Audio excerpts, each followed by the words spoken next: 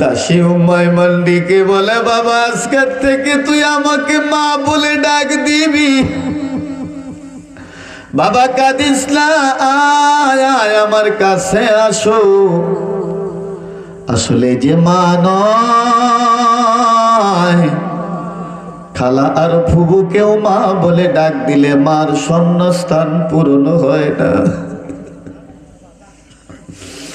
এ বাবা, আমার যে কত দাম, যাদের মা দুনিয়াতে নেই তারাই বোঝে মার কত দাম। আল্লাহ, এই মাজমার ভিতরে এমনও মানুষ আছে যাদের মাকে 10 বছর আগে কবরে রেখেছে, যাদের বাবাকে 20 বছর আগে কবরে রেখেছে। ও দয়ার আল্লাহ, মাকে বাবাকে কবরে রাখিয়া যারা চোখের পানি ছেড়ে দিয়ে কান্না করিতেছে, আল্লাহ ওই মা বাবার কবরে আযাব দিও না।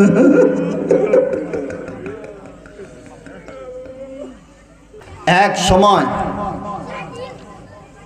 আল্লাহ পাকের এই শাহী কালামের তাফসির মাহফিল বাংলাদেশে বন্ধ হয়েছে, হয়নি?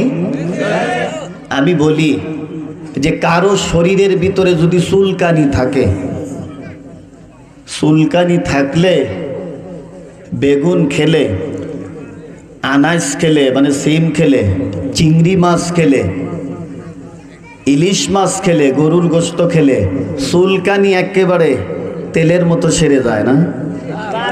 কথা বলেন, পারে না? মুসলমান ভাইরা, এমন একটি সময় ছিল বাংলাদেশের আলেম ওলামা আল্লাহ পাকের এই কোরআনের হক কথা বলতে পারত না। হক কথা বললেই তাদেরকে জেলখানায় বন্দী করা হতো। কথা বলেন ঠিক কিনা? মুসলমান ভাইরা, এক কিসিমের মানুষ এরকম আছে, আল্লাহ পাকের কোরআনের হক কথা শুনলে যাদের শরীরের ভিতরে চুলকানি আছে, বেগুন খেলে, সিম খেলে, ইলিশ মাছ খেলে তাদের চুলকানি বেড়ে যায়। এমন কিছু মানুষ আছে আল্লাহ পাকের কোরআনের হক কথা শুনলে তাদের শরীরের মধ্যেও চুলকানি বেড়ে যায়। কথা বলেন ঠিক কিনা? বড় দুঃখ লাগে, আল্লামা দিলওয়ার হোসেন সাইদি সাহেব হুজুরকে এরা জেলখানায় বন্দী করে, এক যুগের বেশি তারা জেলখানায় বন্দী করে রেখে শেষ পর্যন্ত তাকে ইনজেকশন পুশ করে, পয়জন পুশ করে তাকেও দুনিয়ার থেকে বিদায় করে দেওয়া হয়েছে। বাংলাদেশের অনেক আলেমদেরকে কারাগারে যেতে হয়েছে। তার মধ্যে আজকের যে প্রধান মেহমান অধ্যাপক মাওলানা তৈবুর রহমান সাহেব, তিনিও বারবার কারাগারে বন্দী হয়েছে। কারা নির্যাতিত আলেম আজকে আমাদের মাহফিলের প্রধান বক্তা। কথা বলেন ঠিক কিনা? আমার ভাইরা, আমি বলতে চাই, আমাদের বাংলাদেশের তাফসীর মাহফিল বন্ধ হবে না। বাংলাদেশে তাফসীর মাহফিল বন্ধ করে দেওয়ার মতো মানুষ আর নেই। যারা বন্ধ করবে তাদেরকেই বন্ধ করে দেওয়া হয়েছে। কথা বলেন ঠিক কিনা? আমার ভাইরা, কি বলবো ভাই, হারে কোরআনের মাহফিল বন্ধ হয়েছে, এইটা কি বলা যায়? আমারও অনেক মাহফিল বন্ধ হয়েছে। হুজুর মাহফিল হবে না, মাহফিল করতে দেবে না। সম্মানিত ভাইরা, একটা কথা মনে রাখবেন, স্বৈরাচার যদি একবার বিদায় নিয়ে চলে যায়, ইতিহাস খুঁজে দেখেন তারা আর কোনোদিন ওই দেশে ফিরে আসতে পারে না। একবার চলে গেলে আর আসতে পারে না। মাননীয় প্রধানমন্ত্রী, যিনি বিগত প্রধানমন্ত্রী আমাদের ছিলেন, তিনি আর আমাদের এই দেশে বাংলাদেশে আসতে পারবে না। যদি সে আসতেও চায়, তার স্বামী তাকে আসতে দেবে না। বলবেন হুজুর তার আবার স্বামীকে? এটা আমার কথা না, এটা আমাদের কথাও না, এটা তাদের কথা। বাংলাদেশ আর ভারত এটা স্বামী স্ত্রী, শোনেননি? এটা তাদের কথা, বাংলাদেশ আর ভারত স্বামী স্ত্রী। তাই যদি হয় আমাদেরটা স্ত্রী, এদেরটা স্বামী। কথা বলেন।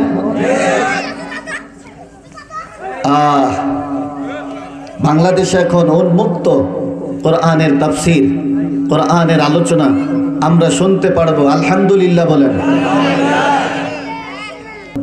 যার মৃত্যু যে সময় আল্লাহ পাক নির্ধারণ করে রেখেছেন, তার 1 সেকেন্ড আগে 1 সেকেন্ড পরেও সে মৃত্যুবরণ করবে না, যথা সময় সে মৃত্যুবরণ করবে।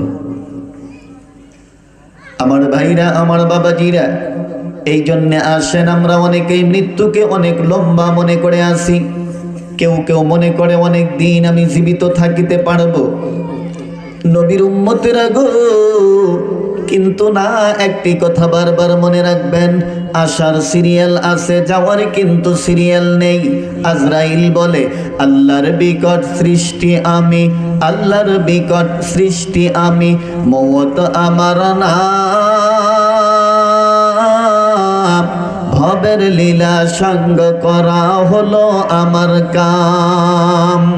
মাতা পিতা হরণ করি, এতিম করি সাও, আওলাদকে হরণ করে কাদাই বাপ মাও। ভাইকে নিয়ে কাদাই বোন, ভাইকে নিয়ে কাদাই বোন, বোনকে নিয়ে ভাই।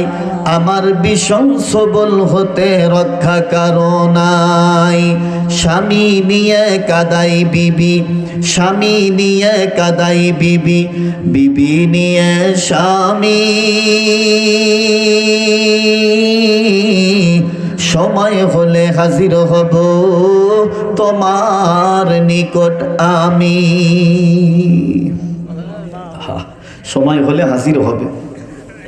আমার ভাইরা, আমাদের নবী সরকারে তো আলম নবীজি যখন তার মায়ের গর্ভে 6 মাস বয়স, তার দেখেন মৃত্যু কিভাবে মানুষের আসে। মা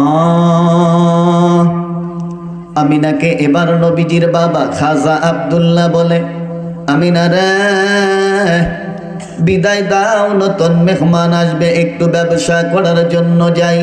মা আমিনার কাছ থেকে বিদায় নিয়ে খাজা আব্দুল্লাহ ব্যবসা করার জন্য গেলেন। নবীর উম্মতেরা গো, শাম সিরিয়ায় ব্যবসা করে খাজা আব্দুল্লাহ আর বাড়িতে ফিরে আসতে পারেননি। সেখানেই তার মৃত্যু হয়। মক্কা মদিনার মাঝখানে আবওয়া নামক জায়গা, যেই জায়গায় খাজা আব্দুল্লাহকে দাফন করা হয়। নবীর উম্মতেরা, ওই দিকে নবীজির মার গর্ভের বয়স হলো 6 মাস। আস্তে আস্তে আস্তে আস্তে দেখা যায় নবীজি দুনিয়াতে আগমন করলেন। আমার ভাইরা হালিমাতুস সাদিয়ার দুধ পান করলেন। এরপরে আবার নবীজির মার কাছে নবীজিকে দেওয়া হলো।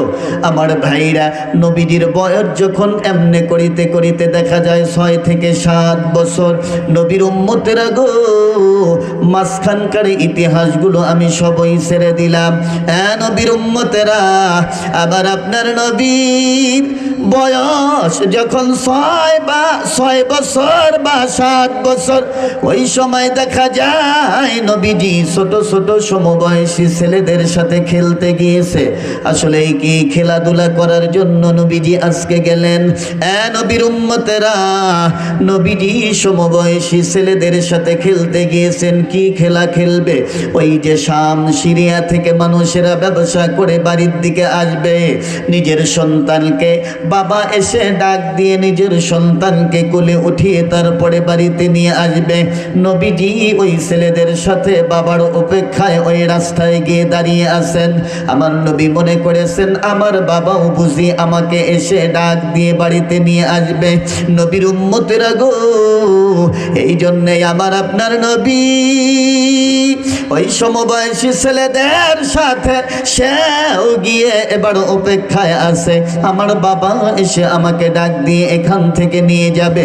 আমার ভাইরা হঠাৎ করে দেখা যায় শাম সিরিয়া থেকে মানুষ ব্যবসা করে এসে ওই তো নিজের সন্তানদেরকে যখন দেখলেন যার যার সন্তান ওই যে অপেক্ষায় আছে, এবার তারা ডাক দিচ্ছে, বাবা আব্দুর রহমান আসো আসো আমার কাছে আসো, আমার কোলে আসো।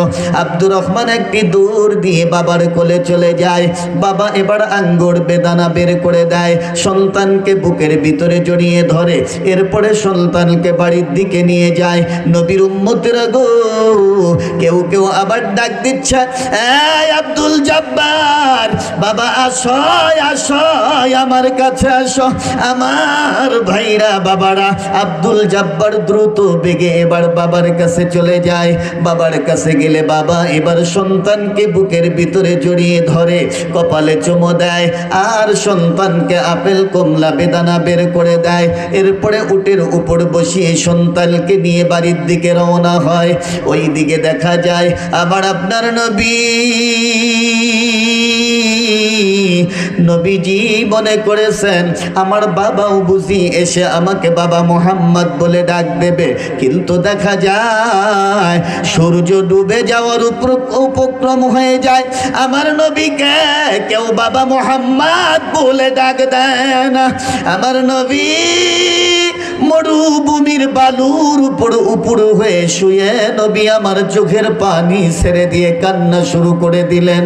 আমার ভাইরা, নবীজির কান্না এবার মা আমিনার কাছে এই খবর চলে যায়, আমিনা রে তোর মোহাম্মদ আজকে অভিমান করে বসে আছে, যতক্ষণ পর্যন্ত আমার বাবা এসে আমাকে বাবা মোহাম্মদ বলে ডাক না দেবে ততক্ষণ পর্যন্ত আমি কারো কোলে উঠবো না, আমি বাড়িতেও যাব না। হ্যাঁ আমিনা, তোমার মোহাম্মদ এই অভিমান করে বসে আছে। মা আমিনা যখন এই কথা শুনলেন, শোনার পরে মা আমিনাও পাগলনির মতো হয়ে যায়। মা আমিনা এবার চোখের পানি ছেড়ে দিয়ে কাঁদতে কাঁদতে এবার চলে গেলেন, গিয়ে দেখে আমার আপনার নবী মরুভূমির বালুর ভিতরে উপর হয়ে শুয়ে নবী আমার চোখের পানি ছেড়ে দিয়ে কান্না শুরু করে দিয়েছে।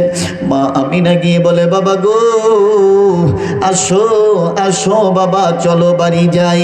আমার নবী তখন বলে, না মা, তুমি না বলেছো আমার বাবা ব্যবসা করার জন্য গিয়েছে, যতক্ষণ পর্যন্ত আমার বাবা এসে আমাকে বাবা মোহাম্মদ বলে ডাক না দেবে মা, ততক্ষণ পর্যন্ত আমি তোমার কোলে উঠব না, বাড়িতেও যাব না।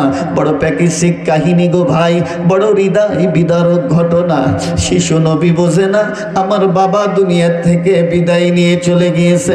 নবী বলে, না মা, আমার বাবা এসে যদি আমাকে ডাক না দেয় তাহলে আমি তোমার কোলে উঠব না। মা আমি না চোখের পানি ছেড়ে দিয়ে কাঁদেন আর বলেন, বাবা চলো যাই, আগামীকালকে তোমার বাবা যেখানে আছে ওইখানে তোমাকে নিয়ে যাব, চলো যাই। আমার ভাইরা এবার বুঝিয়ে সুঝিয়ে সন্তানকে এবার মা আমিনা বাড়িতে নিয়ে যায়। বাড়িতে নিয়ে যাওয়ার পর এবার দেখা যায় সারা রাত সন্তানকে বুঝালেন বাবা মোহাম্মদ, যারা একবার দুনিয়া থেকে বিদায় নিয়ে চলে যায় তারা আর কোনো দিন ফিরে আসে না। বাবা গো, তোমার বাবাও দুনিয়া থেকে বিদায় নিয়ে চলে গিয়েছে রে বাবা, আগামী কালকে তোর বাবার কবর জিয়ারত করার জন্য আমরা যাব। আমার ভাইরা বাবারা, সকাল বেলায় দেখা যায় মা আমিনা আমার নবীকে নিয়ে এবার রওনা হলেন। ওই তো মক্কা মদিনার মাঝখানে আবওয়া নামক জায়গা, সেই জায়গায় চলে গেলেন। নবীজিকে এবার দেখিয়ে দিলেন, বাবা মোহাম্মদ দেখো ওই তো তোমার বাবার কবর। নবীজির বাবার কবর খাজা আব্দুল্লাহর কবরটা উঁচু ভিটার মতো দেখা যায়। নবীজি কবরের পাশে দাঁড়িয়ে হাত দিয়ে মাটিগুলো এরকম করে লাড়াচাড়া দিচ্ছেন আর বাবা বাবা বলে কান্না শুরু করে দিয়েছে। ওই দিকে দেখা যায় মা আমিনা কোনো কথা বলতে পারে না। মা আমিনা একটি কথা বলে, প্রাণের স্বামী আমার তাকিয়ে দেখেন আপনার কবরের পাশে আজ পূর্ণিমার চাঁদ উঠেছে। নবী আমার বারবার বাবা বাবা বাবা বাবা বলে কাঁদছে। মা আমিনাও চোখের পানি ছেড়ে দিয়ে কান্না করিতেছেন। এমন সময় আমার আল্লাহ ডাক দেয়, মালাকুল মউত আজরাইল রে, যা রে আজরাইল যা, আজকে তোকে আমি কঠিন একটি আদেশ করিব। মালাকুল মউত আজরাইল, এই মুহূর্তে যা মক্কা মদিনার মাঝখানে চলে যা, গিয়ে দেখ আমার বন্ধুর মা স্বামী বলে বলে ডাক দিচ্ছে আর কান্না করিতেছে। আমার বন্ধু বাবা বাবা বলে কাঁদছে। মালাকুল মউত আজরাইল রে, এই মুহূর্তে যা আমার বন্ধুর মা আমিনার জানখানা কবজ করে নিয়ে আয়।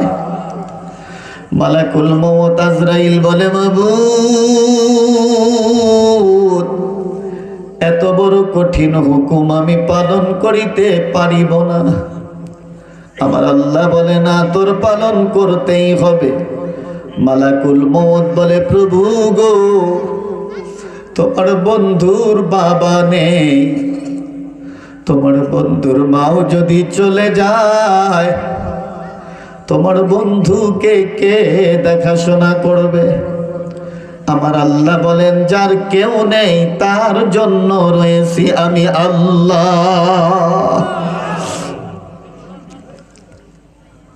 মালাকুল মউত আজরাইল চলে এসেছে। মা আমিনা জমিনের ভিতর পড়ে গেছে, শুয়ে পড়েছে। আমার নবী এতক্ষণ পর্যন্ত বাবা বাবা বলে কান্না করেছে। মার এই অবস্থা দেখে নবীজি মার বুকের উপর মাথা দিয়ে বলে, মা মাগো এতক্ষণ পর্যন্ত বাবাকে বাবা বাবা বলে ডাক দিলাম, বাবা আমার ডাকে সাড়া দিল না রে মা। এখন বুঝি তুইও আমার থেকে বিদায় নিয়ে চলে যাবি। শিশু পয়গাম্বর মার গলা ধরে কান্না শুরু করে দিয়েছে। এমন সময় দেখা যায় মা আমিনা শিশু পয়গাম্বরকে শোক সাগরে ভাসিয়ে দুনিয়া থেকে বিদায় নিয়ে চলে গেলেন। আমার নবী মার গলা ধরে কাঁদেন আর বলেন, মা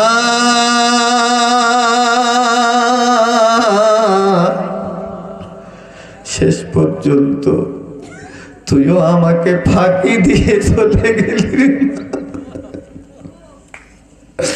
মা, শেষ পর্যন্ত তুইও আমাকে ফাঁকি দিয়ে চলে গেলি রে মা।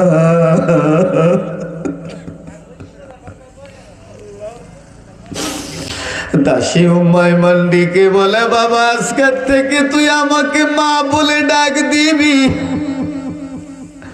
বাবা কাঁদিস না, আয় আয় আমার কাছে আসো। আসলে যে মা নয়, খালা আর ফুবুকেও মা বলে ডাক দিলে মার শূন্যস্থান পূরণ হয় না। এ বাবা আমার যে কত দাম, যাদের মা দুনিয়াতে নেই তারাই বোঝে মার কত দাম। আল্লাহ এই মাজমার ভিতরে এমনও মানুষ আছে যাদের মাকে 10 বছর আগে কবরে রেখেছে, যাদের বাবাকে 20 বছর আগে কবরে রেখেছে, ও দয়ার আল্লাহ, মাকে বাবাকে কবরে রাখিয়া যারা চোখের পানি ছেড়ে দিয়ে কান্না করিতেছে, আল্লাহ ওই মা বাবার কবরে আযাব দিও না।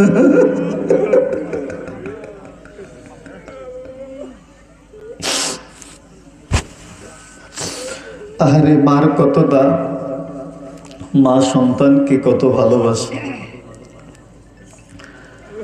মাহফিলে গেলে, একটু দূরে মাহফিলে গেলে মা ফোন দেয় বারবার।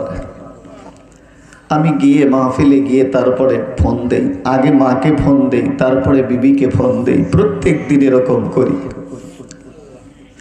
একটু দেরি হলে বলে, বাবা এখনো যাওনি? আমি কত আল্লাহ আল্লাহ করিতেছি, আমার বাবা সেই কোন সময় রওনা হলো, এখনো পৌঁছায় না। পৌঁছাইলেই তো আমাকে ফোন দিত।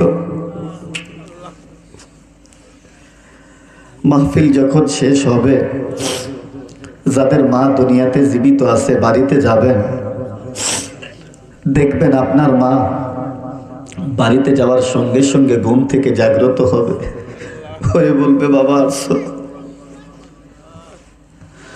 অনেক সময় মাহফিল থেকে বাড়িতে যেতে দেরি হলে রাত্রি 3টা 4টা বেজে যায়। অনেক সময় বাড়িতে যাওয়ার পর বলে, বাবা আসছো। আমি সেই কোন সময় ঘুম থেকে জাগ্রত হয়েছি, আমার চোখে ঘুম আসে যে আমার বাবা কোথায় রইল, এখনো আসে না। এ যুবক ভাই, এই মাকে বাবাকে কোনোদিন কষ্ট দিও না। বাবার কথাও কিন্তু ভোলা যায় না। মাথার ঘাম পায়ে ফেলে কত কষ্ট করে তোমার বাবা তোমাকে মানুষের মতো মানুষ বানিয়েছে। এখন মাকে দেখতে পারো না, বাবাকে দেখতে পারো না। মক্কা মদিনার ইমামও যদি হও, মা বাবাকে বাইপাস করে, মা বাবাকে নারাজ করে মক্কা মদিনার ইমামও যদি হও, তবু আল্লাহ পাকের জান্নাত নসিব হবে না। নবীজি বলেন, হুমা জান্নাতুকা ওয়া নারুকা, তোমার মা তোমার বাবা তোমার জন্য জান্নাত এবং জাহান্নাম। খুশি রাখবে জান্নাত পাবে, বেজার রাখবে জাহান্নাম, এর মধ্যে কোনো সন্দেহ নেই। আল্লাহ পাক মা বাবার খেদমত করার তৌফিক আমাদেরকে দান করেন। সবাই আরেকবার বলি, আল্লাহুম্মা আমিন।